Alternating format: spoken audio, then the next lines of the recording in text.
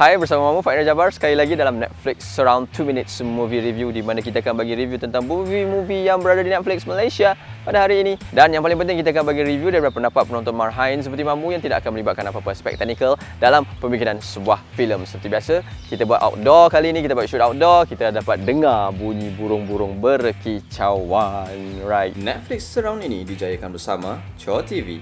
Jika anda inginkan perniagaan atau majlis anda mendapat publicity yang sempoi dan gempak, kontak Chor TV sekarang. Atau, cari jejaka ini. Nizam Azhar namanya. #rumah kita, cara kita. Okay, hari ini kita nak buat review tentang sebuah naskah action pack daripada Netflix yang bertajuk Triple Frontier. Jom kita roll the trailer.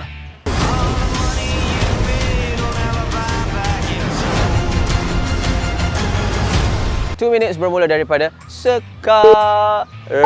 Okay, first time Mamu tengok trailer movie ni, Mamu terus rasa this is the movie yang Mamu kena tengok. Mamu even tengok first day bila dia release dekat Netflix. Okay, para pelakon dia memang gempak weh. Kita ada ramai. Kita ada Oscar Isaac, kita ada Ben Affleck, kita ada Pedro Pascal, kita ada banyak lagi. Tak nak cakap pasal pelakon je. Okay, Triple Frontier mengisahkan tentang ex-military. Ada kucing pula tengok. Alright, okay. Ex-military yang team up semula untuk membuatkan satu rompakan. Alright. Okay, bagusnya dalam movie ni adalah kita dapat nampak atau mereka menyampaikan konflik di mana sebagai manusia biasa, human being, apabila kita terpaksa membuat sesuatu yang kita tak suka, kita akan berhadapan dengan rasa bersalah, rasa tidak senang hati dan sebagainya. Which is kita boleh nampak obviously dalam movie ni mereka visualize benda tu dengan sangat baik. Okey, daripada sudut pemikiran filem, Mamu rasa naskah ni merupakan satu naskah yang berbajet besar. Kita dapat nampak mereka boleh bayar pelakon, mereka ada facilities, kita ada equipment, mereka ada helikopter, mereka ada location yang berbeza. Kita nampak mereka memang ada bajet untuk membuat cerita yang sehebat ini.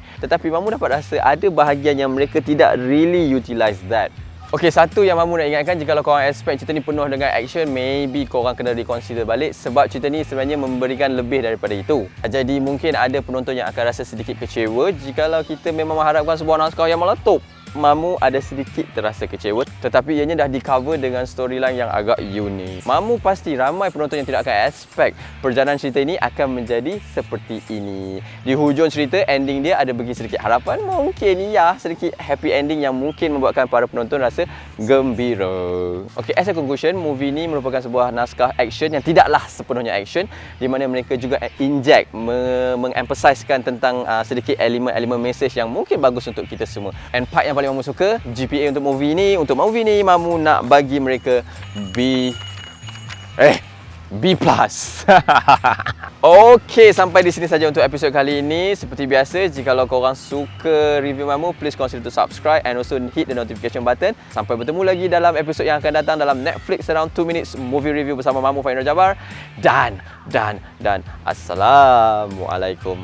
Bye-bye. Pakaian stylo Mamu ditaja oleh Sarang Wardrobe. Jika anda ingin kelihatan kacak seperti Mamu, Google Sarang Wardrobe sekarang untuk peluang kelihatan kacak di hari muka.